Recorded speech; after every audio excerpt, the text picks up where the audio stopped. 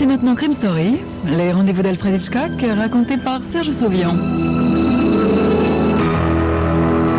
Aujourd'hui, Citron amer de John Lutz.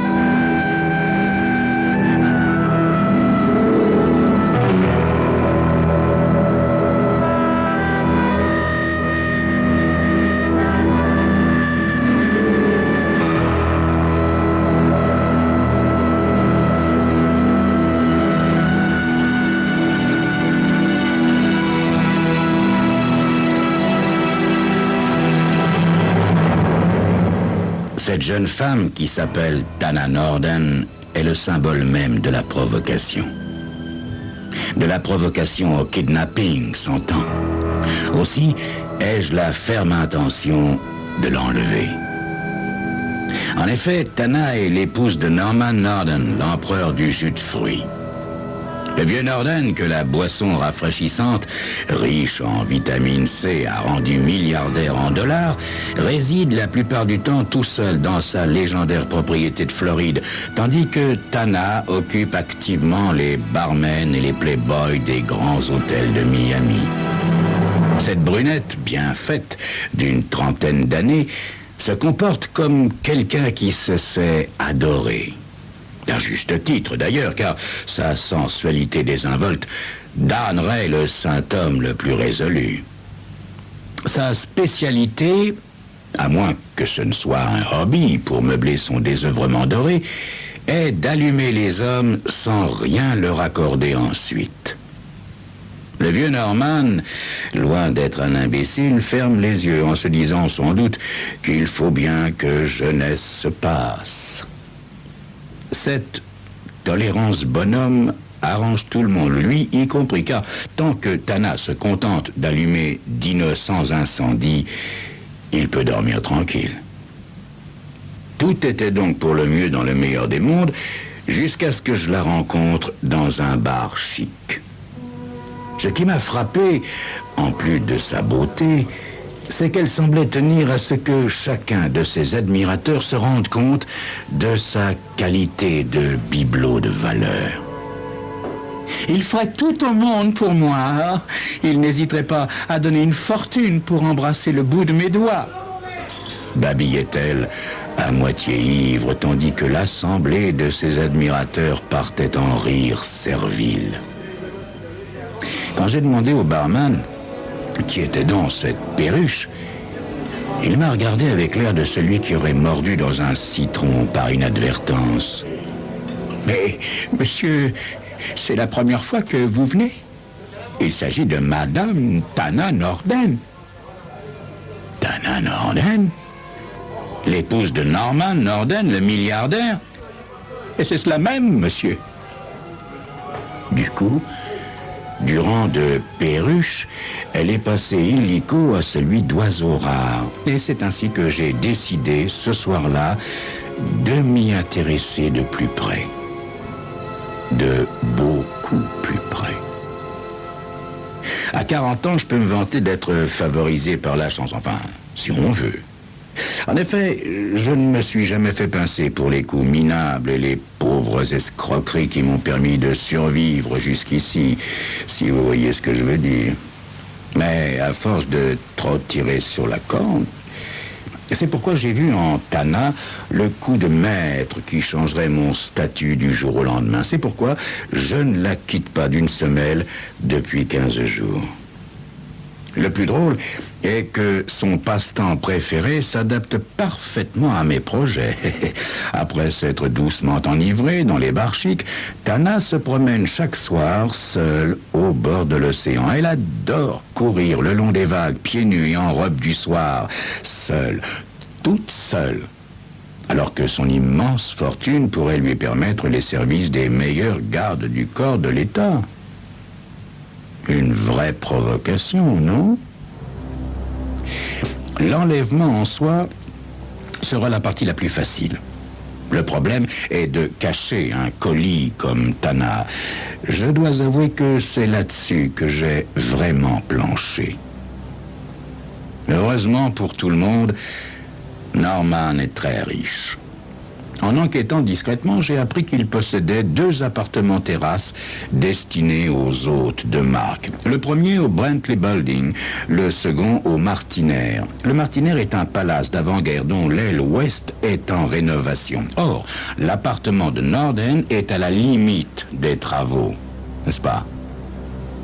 À l'heure H du jour J, Tana est plus ivre que d'habitude car j'ai beaucoup de peine avec ma vieille voiture à tenir le rythme derrière son coupé sport. Elle pousse tellement sa décapotable que je me demande si elle ne cherche pas l'accident.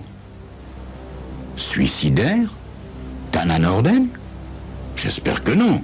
Enfin, tout au moins pas avant l'enlèvement.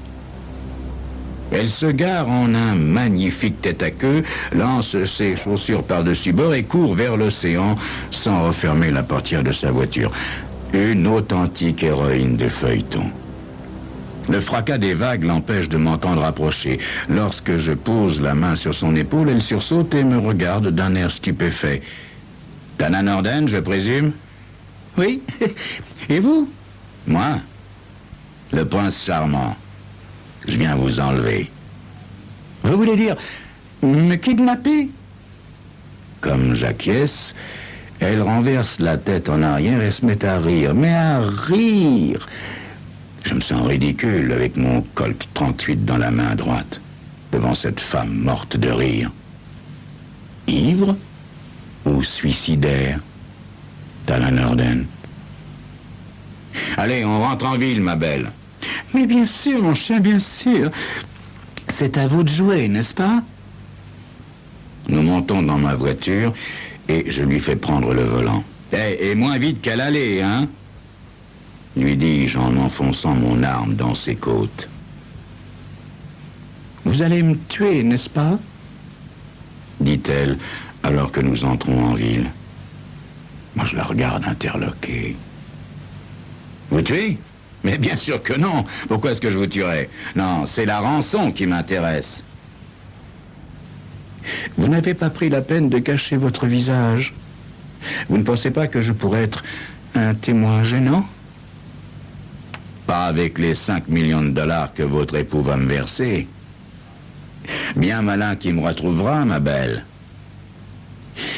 Inutile de lui dire en effet que je me suis teint les cheveux, la barbe et que je porte des lentilles qui changent la couleur de mes yeux. N'empêche que je sens l'inquiétude la gagner. Ce qui me fait plaisir, parce que je me sentais ridicule tout à l'heure sur la plage. Mais ça ne dure guère. Quand elle s'aperçoit que nous nous arrêtons près de l'aile ouest du Martinaire, elle part du même rire que tout à l'heure. « Bien joué !» finit-elle par dire en s'essuyant les yeux. Puis, revenant à la réalité, « Je reste quand même convaincu que vous allez me tuer. »« Bon, alors, on y va ou quoi ?» dit-elle avec brusquerie en me considérant d'une drôle de façon. Il est 1h du matin, le chantier est désert et nous arrivons sans encombre à l'étage par l'escalier d'incendie. Elle ne semble pas effrayée. De temps à autre, sa respiration frénétique ressemble plutôt à un fou rire réprimé. Le plus dur reste à faire. Nous devons emprunter l'espace d'une vingtaine de mètres, une partie de couloir qui donne sur des appartements habités. Comme je crochette la porte qui y accède, elle me murmure « Rassurez-vous, je ne ferai pas de bêtises. Et puis, je trouve tellement amusante cette idée d'utiliser un appartement de mon mari comme cachette. » Ce disant, elle me donne davantage l'impression d'une lycéenne qui s'apprête à faire un canular qu'une jeune femme milliardaire qu'on vient de kidnapper. Et c'est à mon tour d'être un peu mal à l'aise.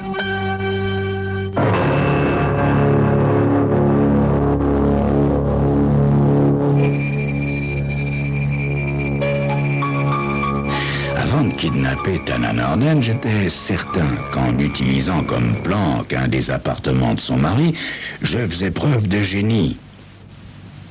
Son amusement à peine dissimulé me fait douter. Est-ce que je me serais trompé?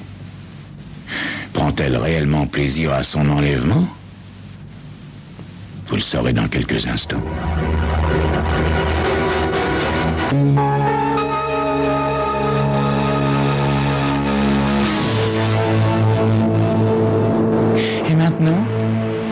le programme?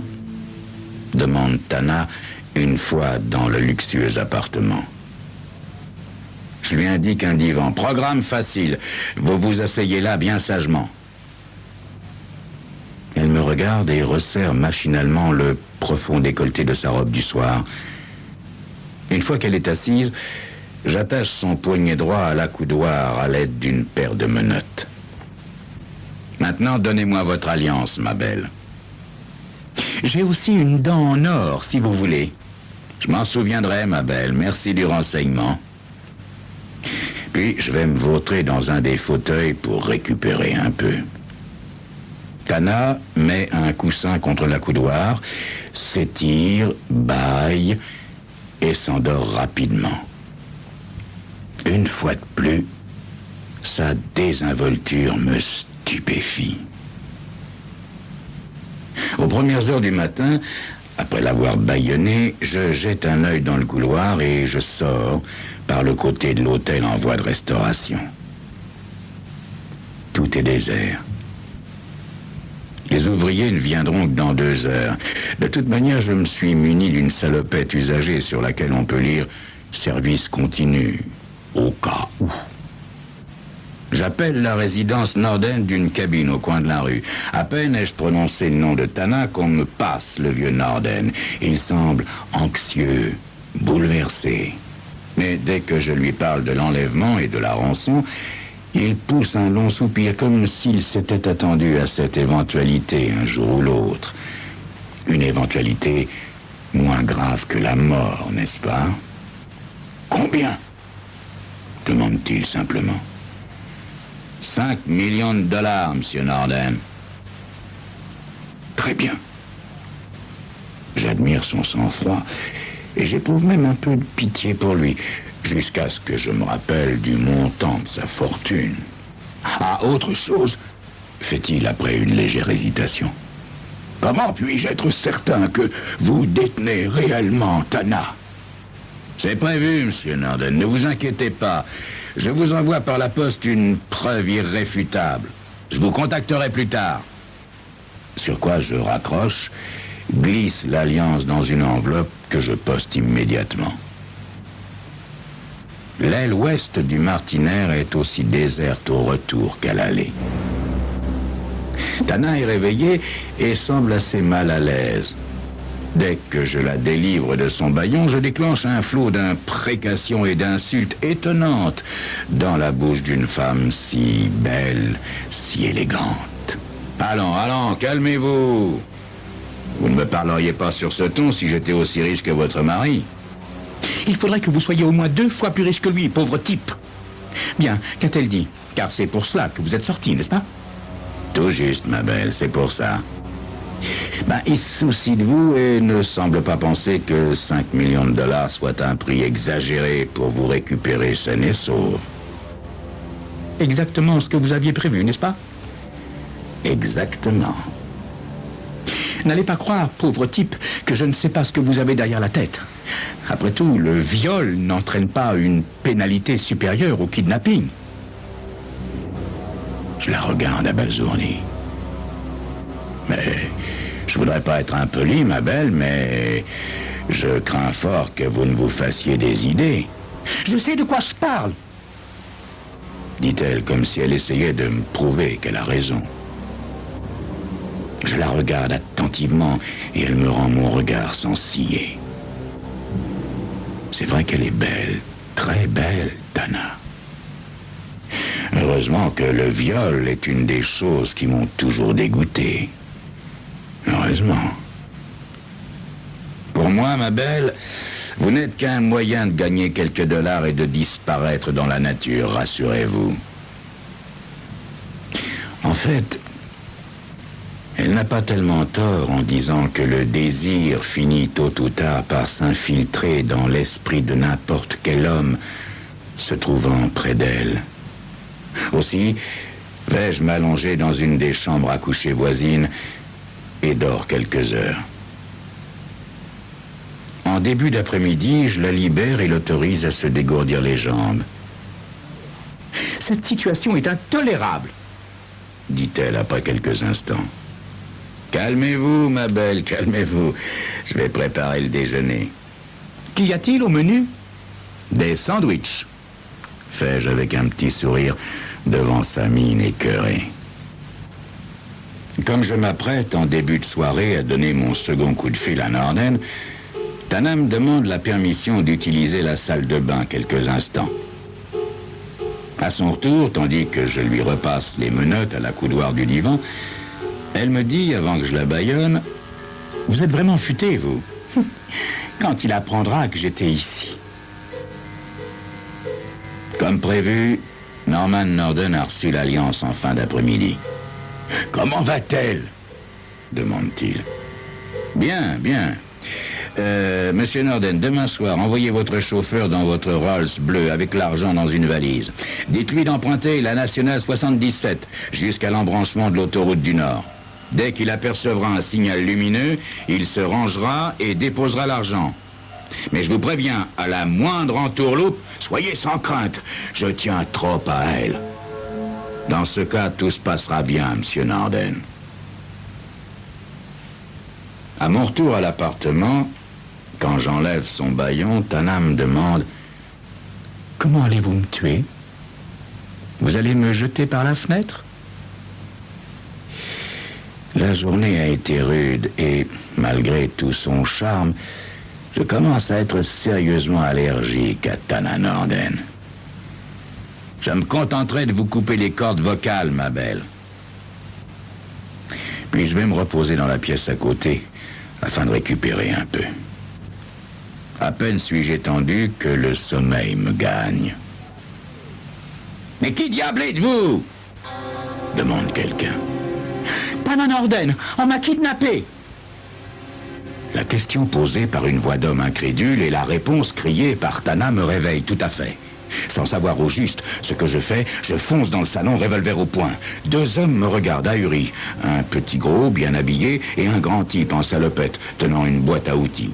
La première stupeur passée, l'ouvrier me lance ses outils à la tête. Me manquant de peu, par réflexe, je tire et ils détalent comme des lapins. Tana semble aussi décontractée que si elle assistait à un feuilleton télévisé. « Qui c'était, ces types ?» Elle me regarde en souriant. « Le plombier et le gérant.